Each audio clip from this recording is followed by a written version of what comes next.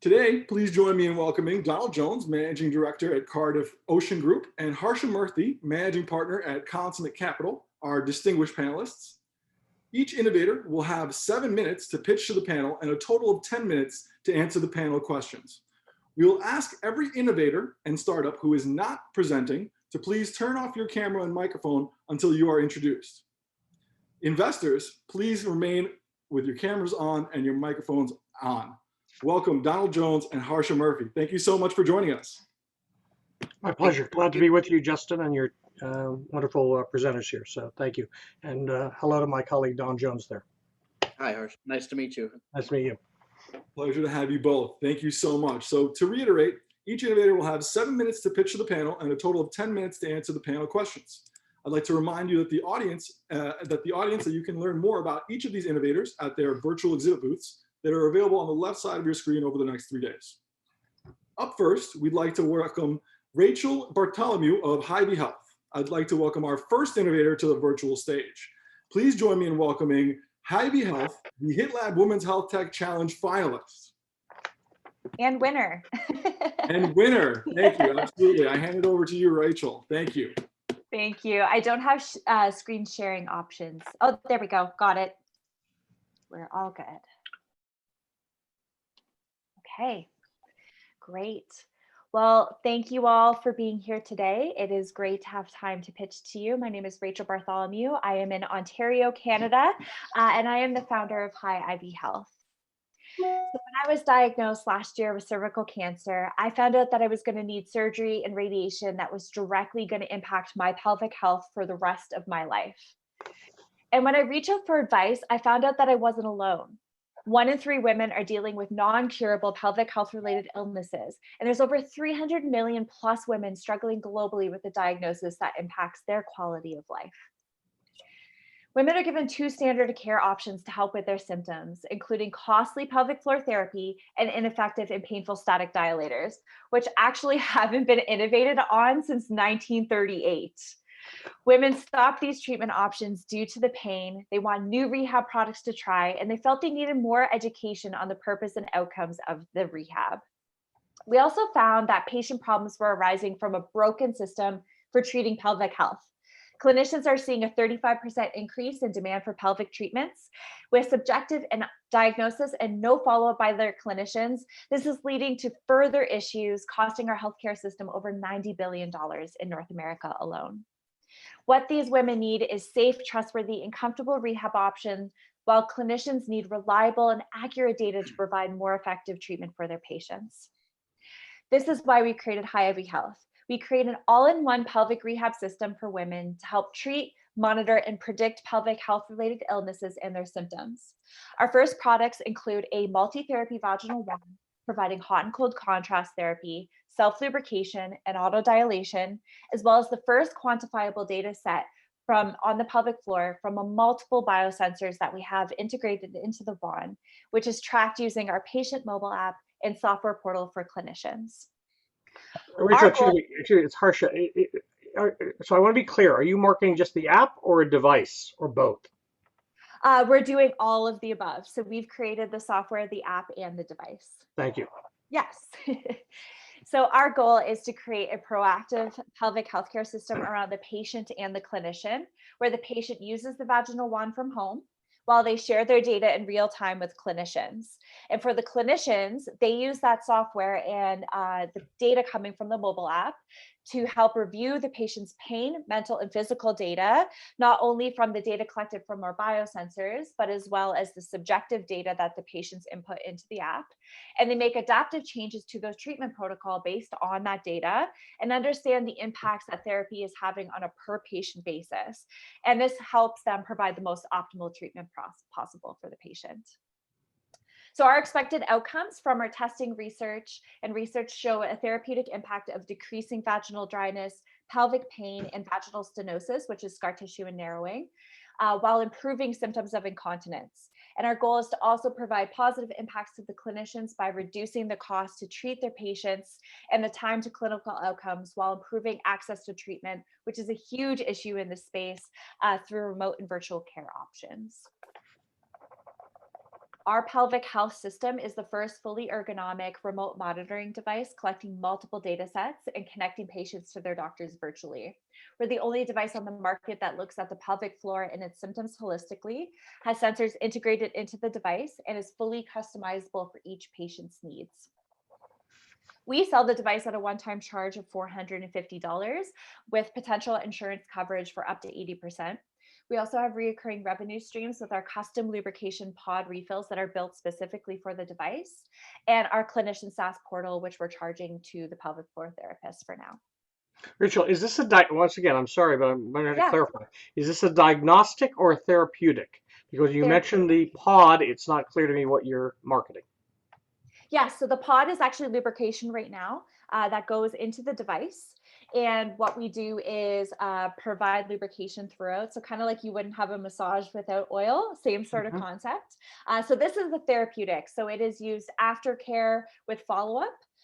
But we are, in our pipeline is R&D for stuff to go into the diagnostic side, which we have to go through clinical trials for. Thank you. Yes. So we sell into the gynecological device and sexual wellness markets. We target 103 million women in North America and Europe who could benefit from our product. And that doesn't include women who've experienced childbirth complications as well as menopause.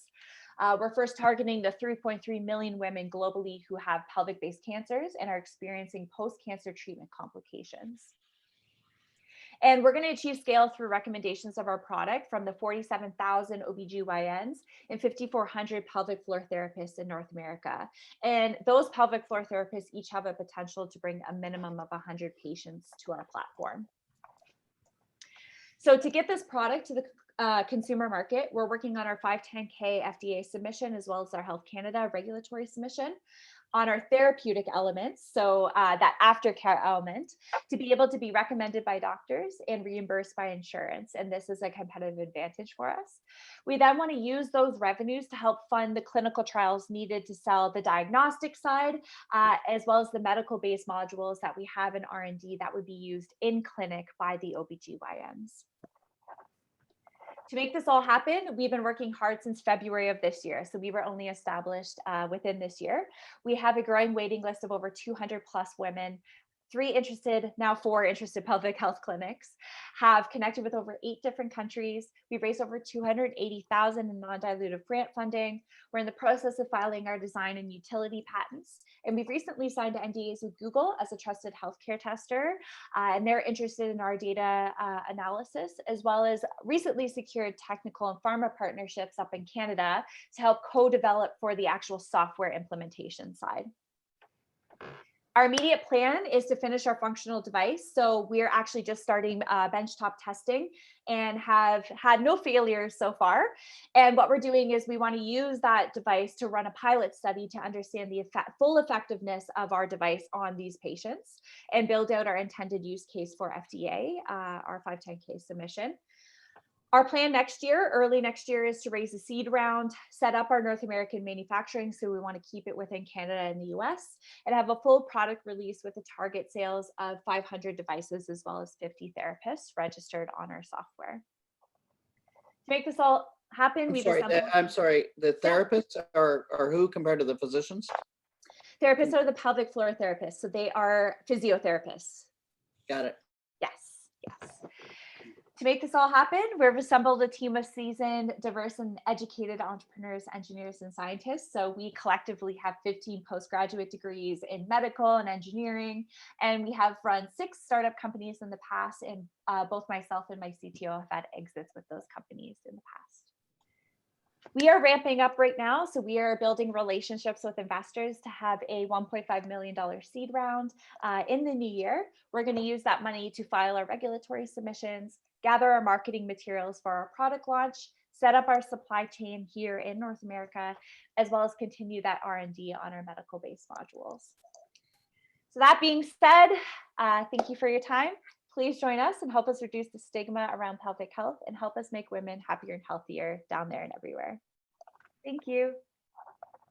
Great. Thank you, Rachel. Rachel. I want to open up for questions from the panel for another minute or two. Yes. Don, you want to start off? Or? Yeah, I'm a little confused. you're Okay. pricing it at $450. That makes it look like and feel like a device sale, as opposed to a therapy management. And it would appear that in the context of effectively a chronic care management scenario, you're leaving a lot of money on the floor. So I'm not sure I understand the business model. Yeah, so from a consumer perspective, our target audience is a price sensitive audience, I'm going to have to say. They've went through a number of different treatment options before. Let me stop you here. So you made a lot of references to getting reimbursement and Yes. a physician order. So I'm now confused. Are you a direct to consumer product, or are you a physician prescribed product? Trying to be both. Yes, so we are striving to be a physician prescribed product with reimbursement. We do have the option to go consumer, but we don't want to go that direction because that does not allow us to be competitive. And what we want to do is have the ability to have the consumer. So the consumer has to go and seek out this treatment and buy it themselves, and then file for that submission for the reimbursement. So we are a physician prescribed but consumer product. So, Rachel, following up on Don's question, that's why I apologize I interrupted you early on, but Yes. I think it is not clear from your presentation, at least to me, and I may be Yes. slow on this, but what you are actually presenting, okay? And I think that's a lesson for any of our potential presenters, startup companies. You got to be very clear about what this is. When I hear this, and as Don has correctly pointed out, it's got all the features of a device play, and then it's therapeutic, diagnostic. So being a little clear about what you're doing here is critical to understanding the business model. Okay. And so maybe you can explain that, because what I also found interesting is when you talked about this overall business plan where you're moving from a consumer funded approach to develop a therapeutic in order to raise funds to develop a diagnostic. And, pardon me for saying, but that's sort of different than what I've usually seen in our industry. Okay. Where the diagnostic is easier to get to market and put out there and get acceptance, followed by the therapeutic. So elaborate, please. I apologize. I'm going to have to interrupt. Rachel, I'm going to have to give you just 15, 20 seconds for a rebuttal before we move on to the next one. Okay, sounds Sorry, good. Justin. Long question. Diagnostic is not an easy space in this area, strictly because nothing has ever really been done. It's all subjective and visual. We're trying to bring data to that, and with that data comes a lot of convincing and trials and things that we have to do. So the diagnostic has been pushed to the future for now, to focus on just providing that therapeutic element. Outstanding. Thank you, Rachel. Thank you so much, Rachel Bartholomew of Hy-Vee Health. Up next, we'd like to welcome Dr. Alexandra Greenhill, CEO and CMO of Care Team Technologies, an award-winning physician, health leader, and tech CEO who believes entrepreneurship is the answer to the greatest issues we face today. Over to you, Alexandra. Thank you, Justin. And thank you for this opportunity to present today. I'm just going to share my screen and use some slides to support the story. And so I am an emergency room physician. I've led healthcare system projects of $100 million implementations of EHRs and EMRs. And we're now tackling Care Team, not just using my professional experience, but also because I was a patient for the first 12 years of my life. And I deeply remember all of those lessons learned about what worked well and what didn't. And so Care Team is modeled on the idea of, we've all experienced in personal life, especially in banking, an evolution of services that we just have not seen in healthcare. And so having been part of that evolution from paper records to EMRs to app devices and telehealth, my question was, what now? What's missing? How come we've overpromised and underdelivered so many times in healthcare? And that's why we decided to start Care Team. And our massive transformative purpose is to solve the fragmentation of healthcare. And I love some of the comments of the panels that just closed of saying, let's stop having this winner take it all mentality, but imagine the future of digital health to be equivalent to what we experience today in the real world. It's a combination of different professionals with different training and purpose coming together and collaborating around the patient. And so what does this mean specifically? There's the patient and the family. They typically have care services within primary care, specialty care, allied providers. They may go to the hospital or rehab, but although we're spending most of our attention there, that's not where most of the healthcare happens. It actually happens at home, in the community, social supports that the person has. And then, of course, there's insurance and pharma that are right now considered to be completely separate and different, and yet so important to the overall system in which the patient navigates. And not only is this a good idea, but it's a great opportunity. The advisory board actually looked at the number of interactions that happen in hospital, in clinic, and home and community in a year around the average hospital. And they found that 99.9% of care happened in the community.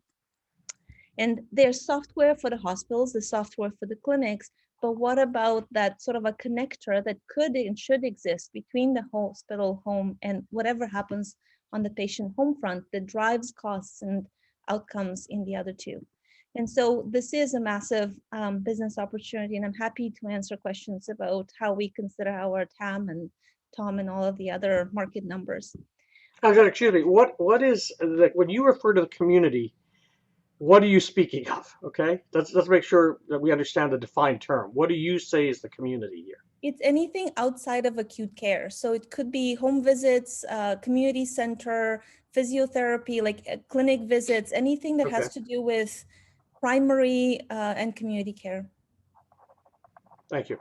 And so the specific idea of how we wanted to solve this is we said, okay, with our experience, we know that what we're trying to do is very, very difficult. So we went through a number of Canadian and US-based healthcare accelerator asking that question of, what if we were to design an intelligent connector that doesn't just put all the information in the same place, but actually allows people to do virtual collaboration, the true multidisciplinary approach? And so what we ended up with is saying, for your average patient who's not well, which is a third of people in North America, typically they have more than one healthcare condition. This becomes the place where they can connect to the healthcare systems that are treating them. So cancer care is sometimes delivered separate from diabetes care, from heart failure care. And so how can you connect all of these different tools that we spend a lot of time building into successful tools, but siloed, and connect them to the patient, and then plug in all of the things and apps that patient as a consumer wants to use and chooses to add, and creates data cohesion around it. And so what Care Team does is it connects all of this, but not just connects, it integrates, and it allows to start predicting what matters the most, what will drive someone feeling better or not better, and allows everyone across organizations to collaborate with each other. And so what we've done to date is we've actually modeled this out and created a number of integrations around core healthcare services, appointment bookings, referrals, exchanges around patients with dementia. Our biggest implementation is the Ottawa General Hospital, where 22 organizations supporting patients around the hospital can all see each other's plan of actions, can communicate securely, but can also interact with the patient. And 50% of the time, the patient's family is not even in the same city, but now everyone's on the same page and they can see what's happening. We're going next with the next raise is adding some of those integrators that exist and the omics and the devices and the sort of complete data sets on the patient side to start creating that 360 around the patient. So who is the customer here? Okay, I see Don smiling because I think we're thinking the same way. Who is going to pay for this, and who's going to roll this out? I love it. You anticipate my next slide. The way we've rolled it out to date is to actually say clinical teams today can use our software to extend their EMR, the Epic system that they're using, and create not a passive digital front door, but an active and interactive one that brings in other organizations around the patient. And so we typically sell to a department, let's say dementia, a flat SaaS license of 100,000. It works out to about $50 per patient per year. And we allow them to automate a lot of the outreach, follow-up, before and after appointments around the patient, but also start inviting partner organizations on the same license with no additional cost, as well as the patient can start inviting whoever they choose to invite on a tiered role-based model. And that little secure key on the right-hand side at the bottom is key. It's privacy by patient. It doesn't require you to sign a BAA with every organization you want to collaborate with under HIPAA, but you can start real time seeing who else is involved and what are they doing for your patient. So there's a And so hospital sale, right? A hospital system sale.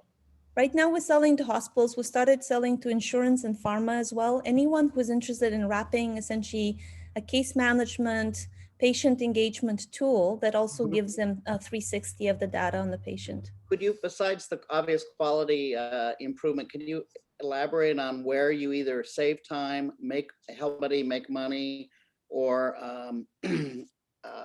or save money in this platform?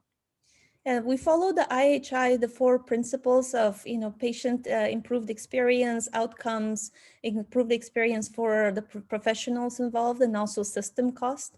And so we've done the full ROI around dementia and aging. And in the last year added the following complex diseases. In each case, there is a very clear return on investment that's financial. In all of my years of experience, I wish things changed just because patients and clinicians said life is better. But the financial who ROI. Is kind of ROI? Where are you showing the savings, the ROI occurring? It can, first off, adoption for clinicians is it makes their lives better and it saves them time. Missed appointments, follow-ups, patients are better prepared at the visit. They can be more effective and do what they were trained to do instead of documenting. The next saving is avoided emergency visits in the case of dementia, the move to a nursing home if people can stay home longer. So there's a number of these type of data points that are attached to calculation of dollars saved. So do you have those built out? I mean, with kind of proven by actual use cases at this point? Yes. And then the case of pharma, which we've just started working with, is there's a number of diseases that underperform expectations post-launch and the forecast that people have done. And by wrapping our tool around them, we can increase the number of patients who onboard and stay on some of those expensive and complex biologics, where the price point per patient is very how would you expensive. imagine pharma deploying that solution? They would deploy it on a brand base. And so they would take a medication that has launched in the last year or two and typically either has a nurse educator or someone who's trying to facilitate the patient onboarding and making sure that they run all the tests before they're eligible and the test after they start. And so we automate all of that workflow. So you would be selling to pharma medical affairs and they would operate it as a service? Is that what I'm hearing? Yes, it's a SaaS. yeah, what does that cost them? In other words, if I'm starting a trial or I've got a product, how much is this adding to my budget? So right now we're pricing it low to land and expand. And so the SaaS version will be a per brand, per territory would be a flat 100,000 a year. So there's no surprises. And so it's priced less than you adding one more nurse educator to a team or nurse clinician. I can see Justin there. So I'm just gonna kind of a couple more points that we want to make. Is the tool we built turns out to be perfect for COVID as an all-in-one solution to manage your patients who are aging. And so the UCSF just gave us a nod as one of the solutions for COVID.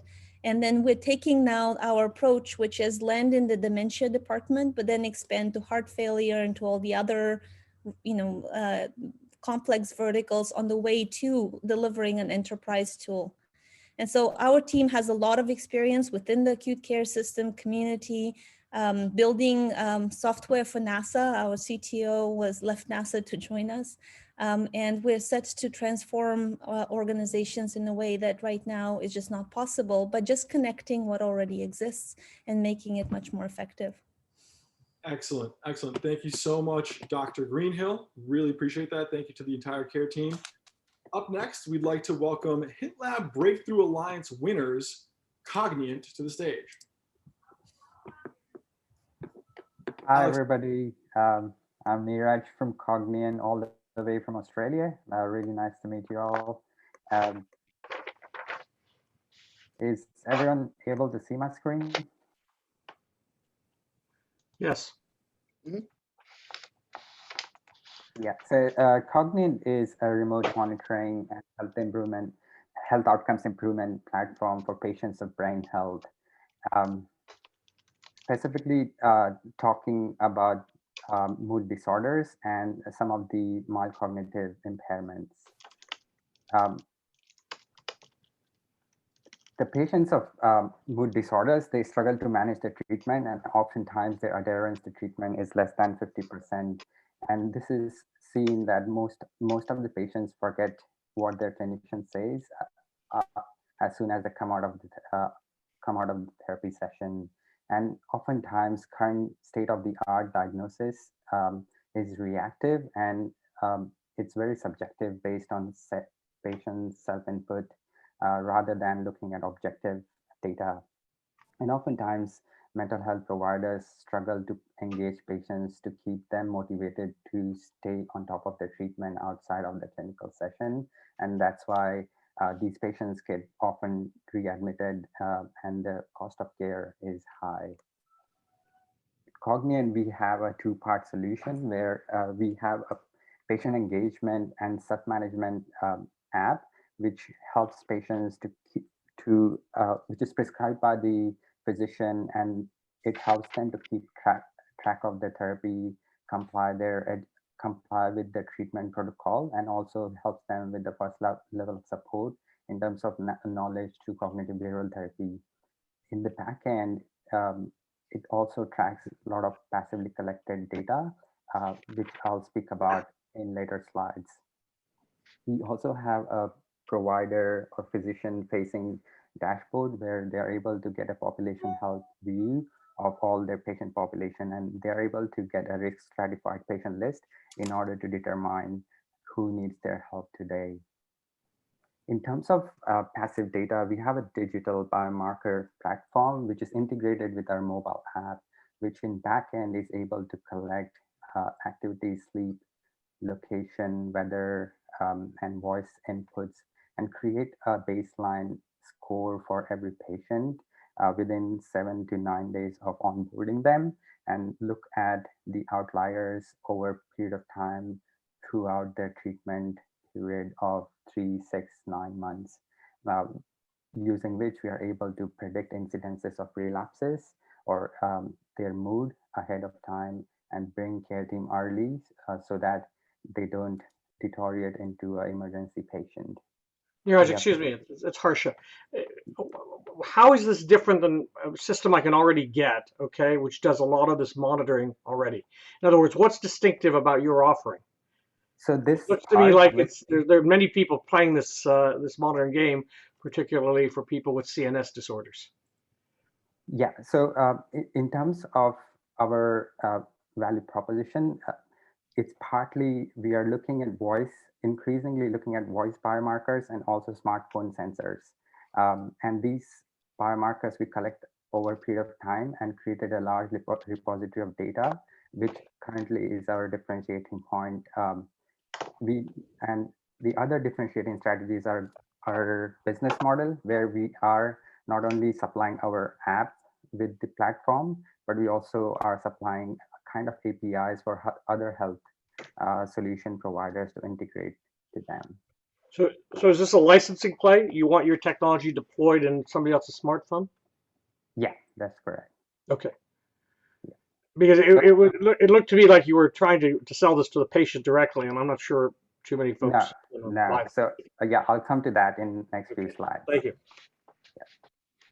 Yeah, so in terms of patient journey, like you mentioned, it's prescribed by the physician and during their consultation, and patient monitors on this platform for a period of their treatment.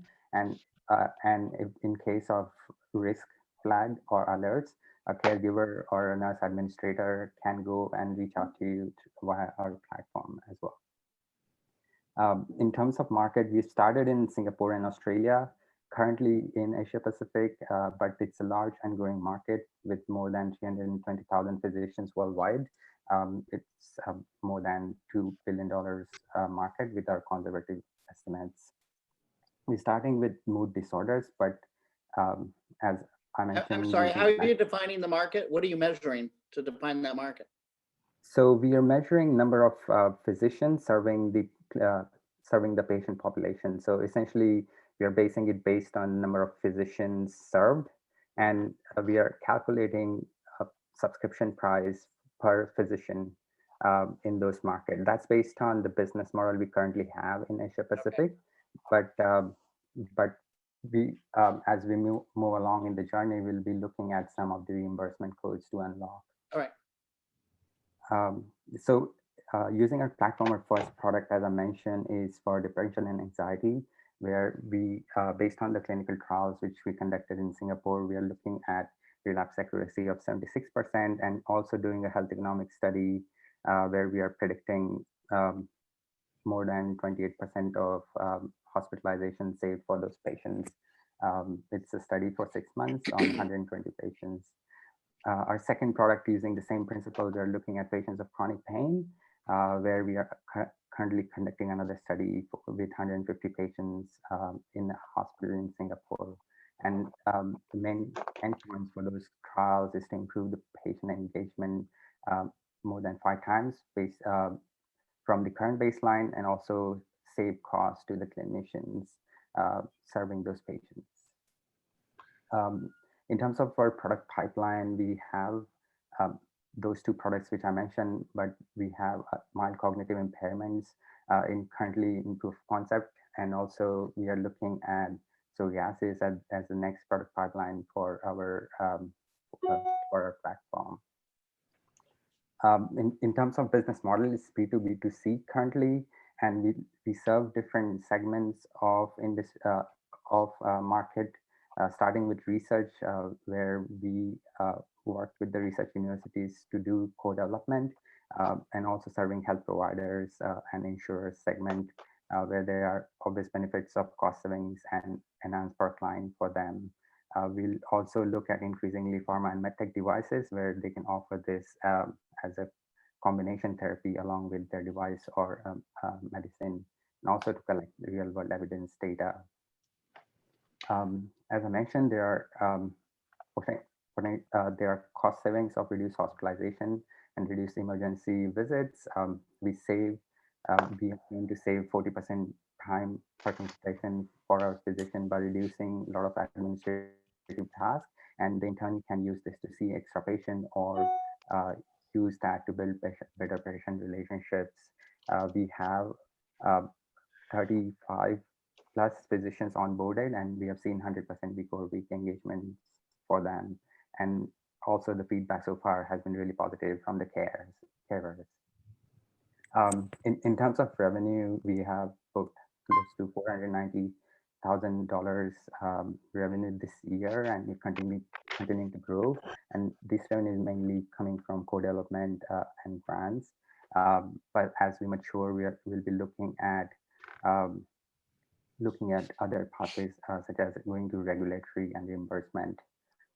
As I mentioned, in terms of differentiation, we are a platform play and differentiated in terms of not just creating a digital therapeutics, but also to create the holistic platform for different health condition, and also looking at differentiating ourselves in terms of business model. Raj, I'm so sorry. We're gonna have to open up to the investor panel for questions now. Yeah, Niraj, first, did you say you're in Australia? Yes. Yeah, well, I want to congratulate you for speaking with us at 4:30 in the morning. I'm usually too bleary-eyed to be cogent at that time. Look, once again, I'm really sort of confused. You told me you were sort of running a platform licensing play here, and then most of the presentation follows with various models, even using the word sort of as a adjuvant therapy here. So one tip or one question I have is to clarify really your business model here, because I think you seem to be running down multiple paths, okay? And it's not clear where you're going with this.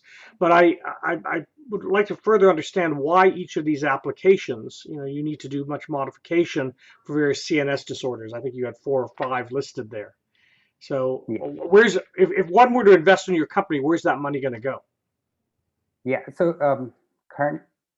so in terms of business model, current business model is to sell to the hospitals and also co-development partnerships with research institutes. That's where our current revenue is coming from. The areas which I mentioned could be a potential new paths, but we don't have revenue coming from there, like adjunct therapy. We haven't seen that, but it could be potentially a new revenue model for us. In terms of investor money, This money will help us to go through the regulatory pathway for software as a medical device, and also look at reimbursement codes in countries like US, where we'll be able to sell directly to the hospitals there. So that's our next roadmap as part of seed funding. That's what we're trying to get towards. All right, let me just make a comment. I also shared, I don't understand your business model. You've got to work on that. I think the problem you're trying to solve is we help other companies improve their products. You just described a consulting model. That's not an investable model. That's not something VCs will put money into. So you've got to go back and rethink your business plan. It doesn't make sense. Sorry. Yeah. So just to clarify, we are looking at licensing model, which I mentioned. I'm very sorry, Niraj. We're going to have to move on. We have already surpassed the time allotted for you. Thank you so much, Niraj. Really appreciate that. I'd like to welcome our next presenter. Allow me to welcome the second 2020 HitLab Breakthrough Alliance winners, Medictor, and their managing director of the New York office, Visenk Ferrer. Thank you, Visenk.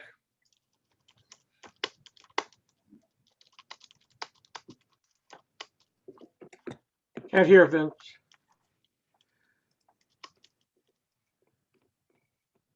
Are you still on mute? Unmute.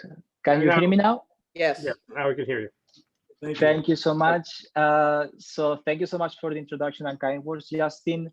If I want to share my screen, I'm going to stop sharing my camera somehow. Is that how it works? Continue. Okay.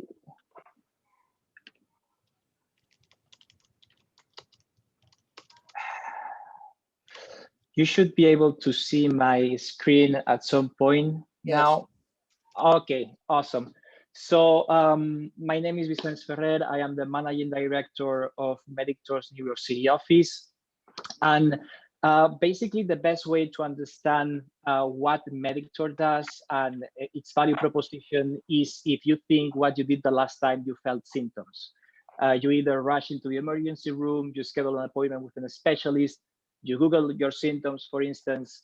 What we know is that 70% of the times people make unwise decisions, unnecessarily expensive, clinically unsafe, etc.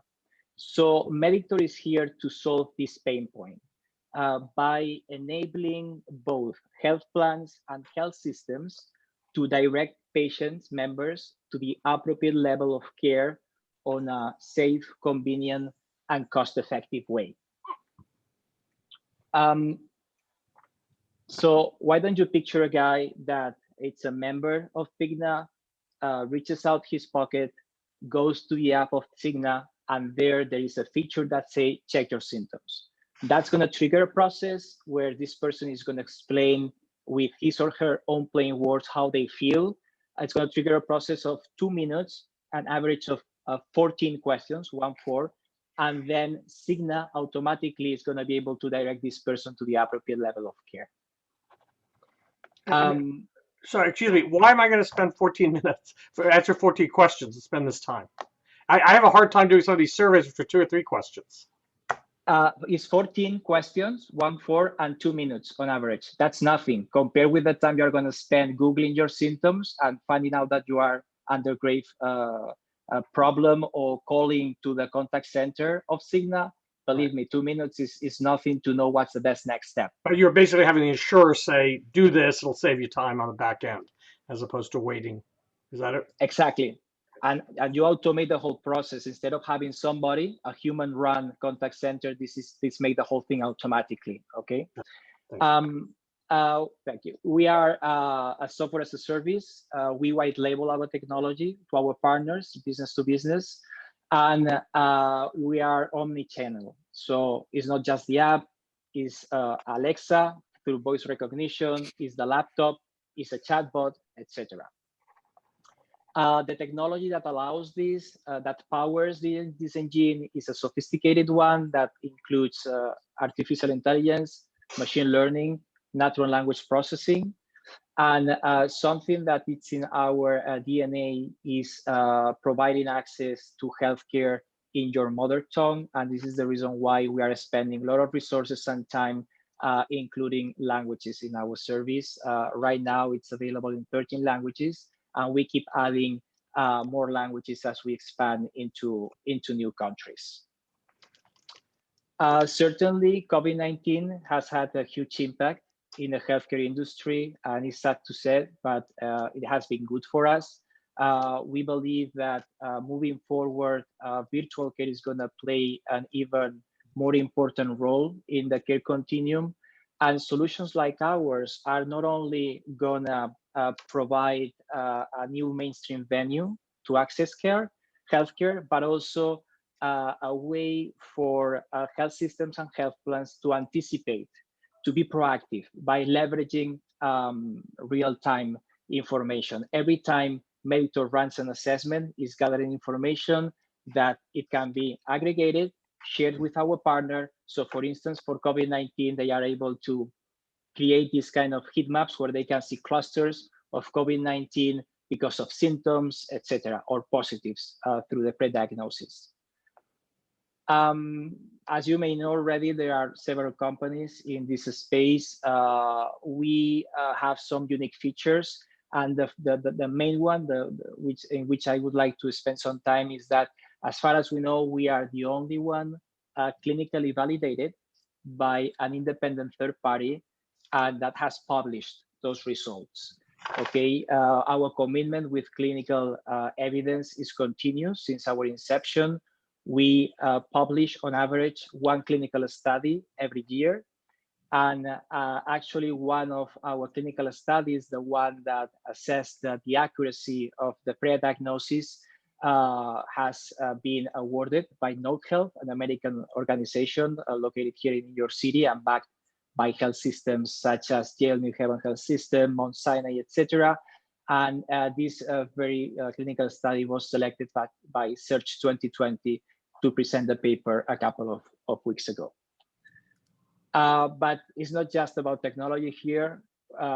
We are here to talk about business, right? And one of the good things of Meditor is that its value proposition has been validated for the following markets: insurance companies, hospitals, pharmaceutical industry, and telemedicine platform. It's worth pointing out that Meditor is the AI-based solution leading in the insurance companies. There is no other company in the space that is working with more and larger insurance companies worldwide. Some of the names you may know is Munich Re in Germany, Mafre in Spain, AXA in France, Generali in Italy, Bupa in England, and etc. We have clients in 16 countries. We have run over 4 million consultations. And here in the States, we are present for the last year and a half. We have been able to close deals with Yale New Haven Health System, with whom we are doing a pilot as we speak, and with Austin Regional Clinic in Texas. So what is the barrier to your next stage here? Okay, you've been able to convince all these players. So where are you going with this? What's the next piece? Growth. Now what we need is all the best practices we have learned with our partners worldwide, create a team, a larger team, business development to go after these opportunities. Could you help me understand? I understand the 14 questions and coming up with a pre-diagnosis, but what are the use cases in terms of what recommendations actually occur? What happens next? And yeah, where that's an excellent. Where do you play in that? What happens next question? Exactly, that's an excellent question. What's at the end point, right? So that's going to depend on the partner. What we do is connect with multiple endpoints. Those can be telemedicine. If the health plan Cigna tell us, look, for this condition, I want this person to see a doctor through telemedicine before going to the hospital. Online scheduling tool, for instance, going to the facility because it's geolocated, so we can direct to the closest facility, etc. So multiple endpoints. Got it. So, but what kind of report do you send? Okay, after these, do you send the raw data, or do you do some analysis off of that? Yeah, one of the interesting things is how we build this solution, and we enable our partners to export the data the way they want. The example I shared before, that person that is checking symptoms, on a default, we're going to generate a PDF with all the answers and the pre-diagnosis that reached Medictor, and this can forward it to the next step if this is a caregiver, a physician, a nurse, etc. So yes, we gather information and we share this information in multiple type of files. Okay. And who assumes the liability for misdirection? Well, the concept of liability, healthcare is used to deal with it. I mean, every time you go to a surgery, the doctor that is operating you knows that it's under liability. So Let me ask obviously the question a different way. What's liability are you assuming? The liability we're assuming is like common in this world, digital health. We have an insurance policy that protects us. But the most important thing to this is two things. First of all, how accurate is our solution? The more accurate you are, the less likely you are to be wrong. And this is why we have clinical studies proving we are 91.3% accurate. And secondly, before reaching the level of liability, is how you structure the user experience. So for instance, every time we reach a conclusion, an outcome, we are going to give the option of to the user to reach to a doctor if they want, to call 911 if the whole thing gets worse, etc. So there are different ways to handle this liability for reaching to the legal and the policy phase, I would say. But you're doing but I think that's what I'm trying to get at. You are actually diagnosing the patient based on this data, correct? We pre-diagnose. We are not replacing doctors. We are just providing augmented intelligence. So that's very important. This is the reason why there is always a doctor behind this, a nurse, etc. Okay, so Don's question really does go to that. You are actually in the healthcare business as opposed to just data generation, because you're analyzing that data. Okay, so there is a liability component to that, and there is, and we have tried to protect both parties, every party involved through these concepts I share with you. Okay. Well, thank you so much, Visenk. Thank you to Medictor team. Really appreciate your participation here today. Again, I'd like to remind everybody that Medictor was a winner of the 2020 HitLab Breakthrough Alliance. Thank you, Visenk. If you could please stop. Thank you. Thank you. Thank you, guys. Yes, I'm going to stop sharing. Up next, we'd like to welcome Jay Manasseh Tagame, president at 360 MedLink Inc., who have launched innovative applications for pharmaceutical marketing, medical information, and scientific communication. Please welcome to the stage, Jay Manasseh. Thank you. Hello, everyone. Hi, Justin. I'm still seeing the previous presenter's desktop for some reason. We're not. Okay. We can see you. We can see you. We don't see his presentation. I'm trying to share my desktop too, and my desktop too actually has my slides. Okay, there we go. Can you see it? Yes. All right, perfect. I'm trying to put this in full screen. Hello again, everyone. Jean Manasseh Tagame, founder of 360 MedLink. I founded the company in 2010 after spending a good number of years in the pharmaceutical industry. Are you seeing the full screen view or the notes view? Full screen. Full screen. Okay, perfect. So as the name says, it's a 360-degree linking patient, providers, and payers. And a quick snapshot that I'll show you today. First, the problem. I think we're all aware that there is a lack of, there's a big disparity in access to care and quality of care for patients across the US and across parts of the globe. These disparities, if you look at Medicaid waste in terms of cost, there's over 93 billion a year. COVID recently put all of those, I would say, determinants of health in full play. And we know that various communities are the ones most at risk for it, and they require more personalized and better care. The solution we're bringing to market is a clinically validated application called TAVI, basically treatment companion, that helps improve patient self-efficacy. Our market size is huge, as you know, in terms of digital health and digital therapeutics, but we're focusing primarily on three segments from psoriasis, HIV, and cancer for about a $500 million a year in terms of attainable market for us. In terms of traction, we have multiple awards of recognition in the industry. We've signed very good contracts with pharma and even government. We're averaging about $2 million plus a year for the last 3 years and over 12 million cumulative. Essentially, we're preparing for a raise of 4 million in Series A.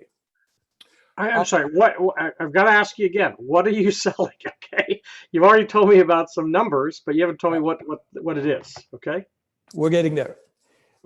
So our mission is to provide digital validated solutions in special care and for special populations. What we have accomplished so far, again, multiple projects with pharma and also with other healthcare providers and multiple awards. Just today, we got an achievement award from the state of Rhode Island and recently the Galleon Award for our application. What are problems we're attacking?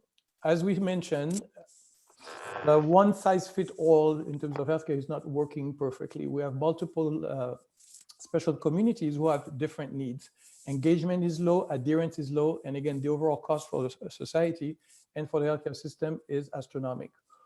Here is a solution we are talking about. This is a TAVI that was clinically validated in the hospital in Montreal.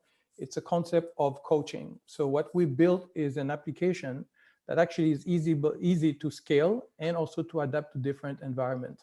So technologically speaking, it's already built. It is available in iOS, Android. And what our sponsors or clients select are different features that are already part of the application, including recently we put the gamification that has helped to increase tremendously the amount of engagement. Because the app is already built and easy to scale, all we need now is to incorporate in it the different content in the specific therapeutic areas. So far, we've done it in prevention of care. We've done it in HIV. We also have done it in melanoma and also in psoriasis. You're going to know a little bit more on those. What is TAVI? And to answer your question, TAVI is a virtual coach platform. This is asynchronous, so it is not live, but rather pre-registered videos that also follows not only the medical algorithm, but also AI to be perfectly adapted to the patient needs in terms of language, ethnicity, and the specific content of that indication. So this is, again, HIPAA compliant, GDPR compliant, clinically validated, and offers a treatment journey and an ideal treatment companion for the journey for the patient. What else do we find in TAVI? Because if we talk about virtual coaching, often enough, this is put into the same bag as many other solutions. So what TAVI has, as I mentioned before, it's again human pre-recorded videos, but it allows the patient to select the environments that is of interest to them, from managing the treatment, managing their life, improving their sleep, improving their nutrition, physical exercise, and also with resource maps to find resources around them. They can do this alone or with the care of a nurse or some healthcare professional around them. In addition to being an holistic approach in this way, TAVI also provides, again, the core education content that is, again, very well validated for them, and they can easily manage their symptoms, side effects, and other related aspects of their daily life in managing their situation. We mentioned briefly about the gamification, which is adapted by different types for different types of disease, because obviously in cancer, it's not the same type as in HIV, where, for instance, some of the people are a lot more engaged with similar encouraging games and this type of task skills building activities. Recently, we incorporated the mental health and also the COVID resources in there, which people are using in the state of Rhode Island. So how does this compare to other solutions? What we know is that there are a lot of solutions nowadays. So from the telemedicine and also the virtual coach avatars, these are things people get online, but they're not necessarily scalable or adapted to many languages and ethnicities. We have the smart pills and smart avatars and all that. There are logistics to help manage things, but they're not changing behavior. TAVI comes from scientific domain of cognitive behavior change, so adaptation to really become self-sufficient and build the skills to dealing better with healthcare. So most of these other solutions are actually complementary to TAVI and can work in similarity, but not necessarily in competition. We often compete for the same budget, but not necessarily for the exact same use to be a companion to patients. As mentioned, this has been clinically validated over 16 publications and still more coming as we do more and more enrollment with partners. over 90% in terms of satisfaction in both qualitative and quantitative results. We've received, again, the sole source validation from the state of Rhode Island. Now, patient alone is good, but patient we know needs help to better manage their situation. We know remote care also needs coordination. So what we've built around TAVI is an ecosystem that helps the integration from not only what the patient is doing, but also what the professionals can do with that patient, and also at the macro level in terms of predicting behaviors, predicting costs, and reducing their costs. We saw in Rhode Island, case managers were very sufficient in helping patients, and this also helped improve satisfaction. So the market we're talking about, as I mentioned earlier, digital health is big, so $34 billion a year. There's also another new segment called digital therapeutics that you're probably familiar about. So when we look at those, we are focusing primarily on the medication management and adherence support to patients. And obviously through that, there are other sub-segments that are related to us, and all that is essentially $5 billion a year of opportunity. As I mentioned in the beginning, we're focusing on the areas where we are already present with big clients. HIV in the US with the state of Rhode Island, psoriasis in France with the collaboration of Amgen, and also with skin cancer, melanoma, with a biotech called Pierre Fabre, and discussions with others. So just in the segments of pharma biotech, we know there's good penetration we can scale in there. And then there is also government programs that we are benefiting. And also we're looking at the direct-to-consumer market that can be sponsored by pharma and others. With regard to the distribution channel, so our theory is that alone we won't be able to accomplish all that in an efficient way. So it's through partnership. So we partner with advocacy, we partner with medical associations, and our clients are also partners or payers to this. In the pharma case and biotechs, there's opportunity for us with regard to education, a branded or unbranded approach, but also market access to improve it, and clinical trials. We're building a SaaS model for the hospital system to also help them with the communication to patients. Our revenue model is rather simple. It's a license, annual, and by therapeutic areas and territorial. The second level is a adaptation and subscription by number of patients that the sponsor will have in the program. And then finally, with data analytics that we can sell to our sponsor based on the frequency of what they wanted. So totally, in general, our total revenue is a combination of these three.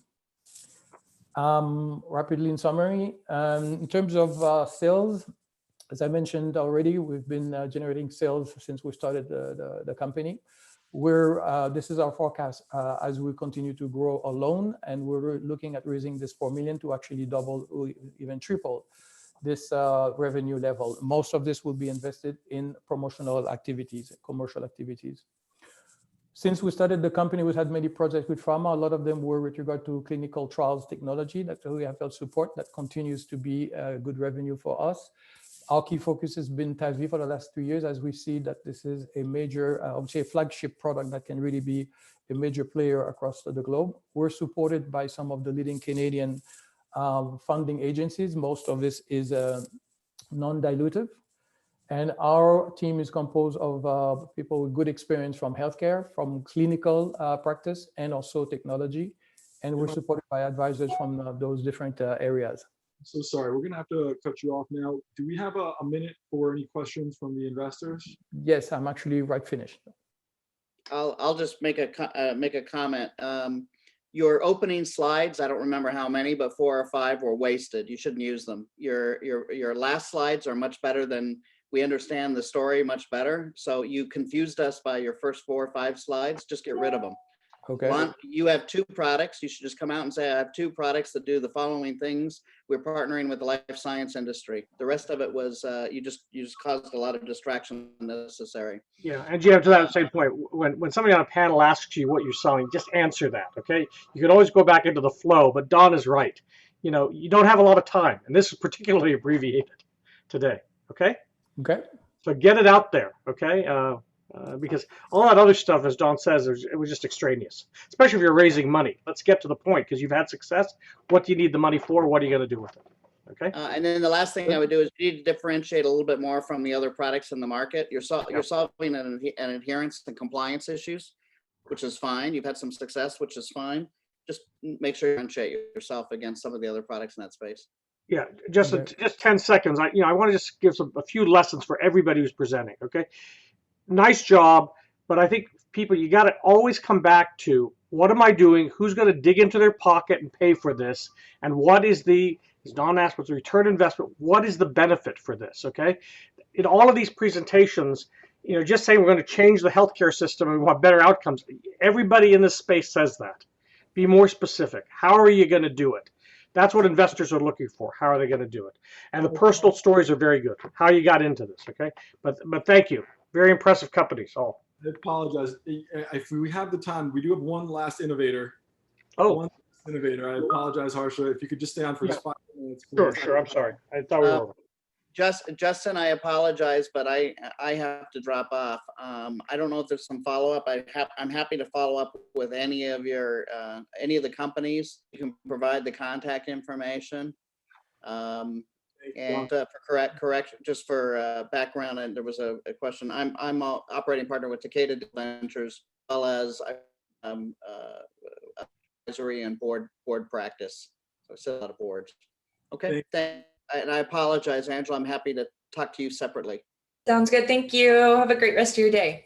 Okay, bye. Thank you, Don, for joining us. Thank you, Don. Pleasure. Thank you. Nice to meet you. Nice to meet you too.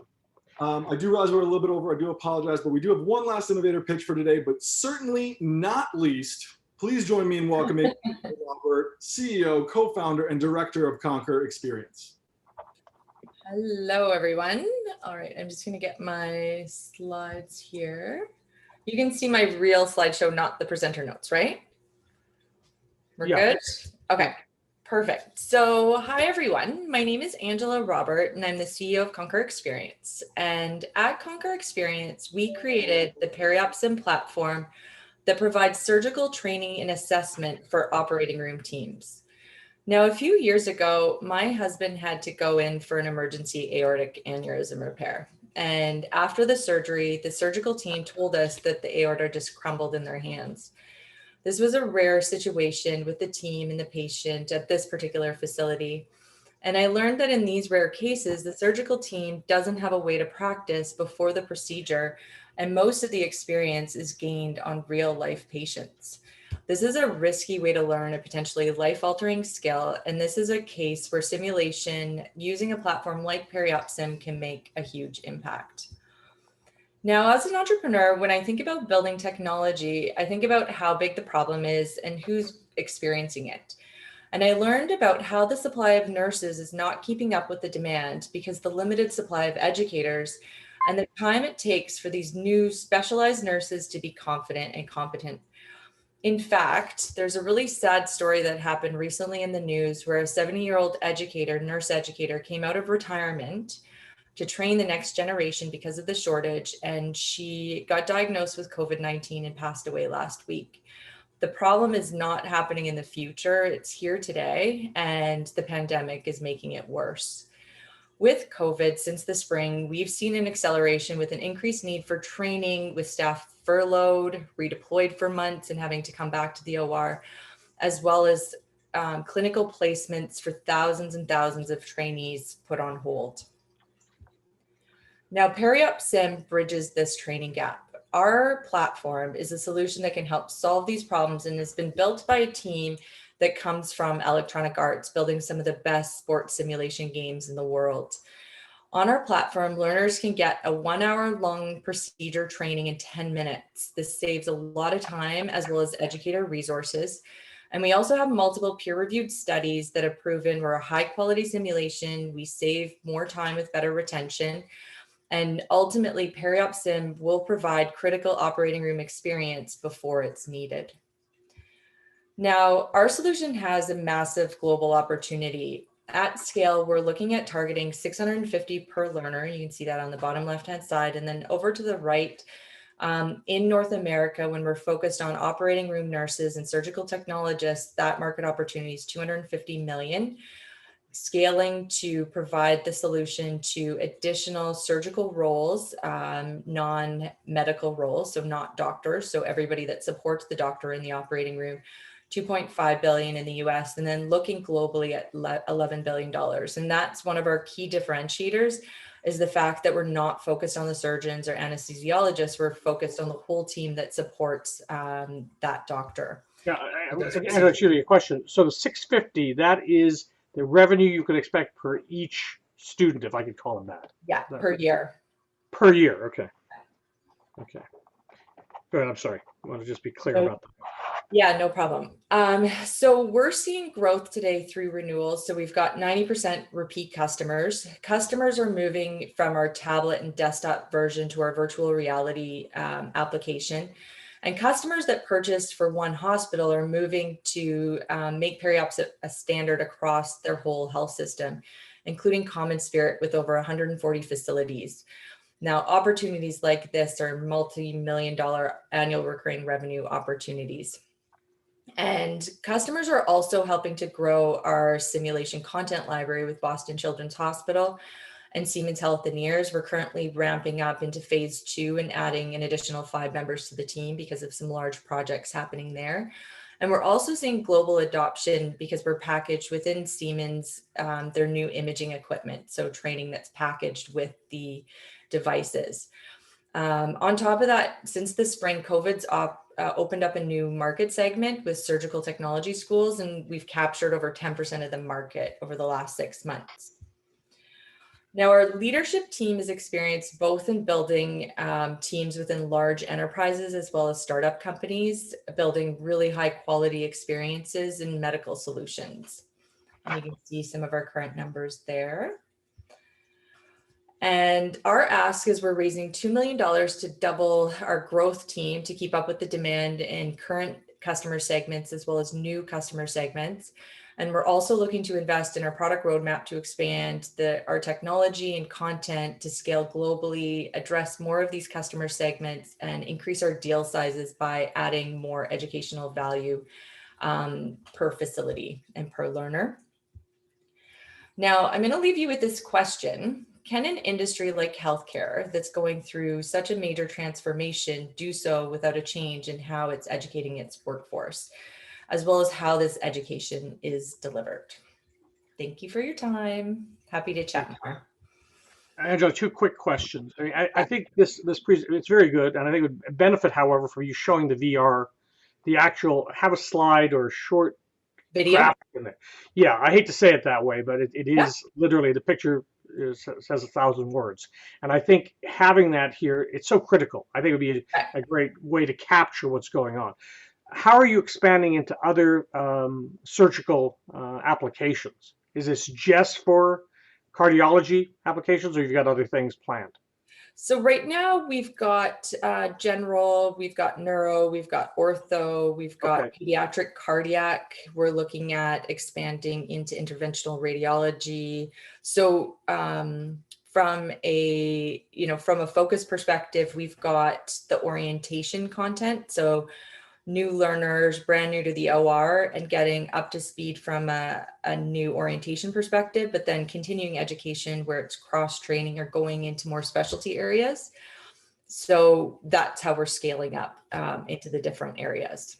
So a general tip for the group, because I know our time is short here. Whenever you have the ability to show your technology in a very tangible way, or while being used, show it somehow. Find a way to integrate that. Because on the one hand, you say your differentiator is the team approach, but it sounds to me like this is really training surgeons. So if you could show other important people in the healthcare ecosystem using this, that would be great. Okay. Yeah. And show how it can be used. Because if it's a learning tool, it can be used for all sorts of things, including how to avoid COVID, how to treat, intake, all of these things. So well done. But those would be my 2 suggestions. I appreciate that. Thank you. Justin, I've got to run too, so I want to turn it back to you. Yeah, no, Harsha, thank you so much. Really appreciate all of your time. Once again, I want to thank our distinguished panel,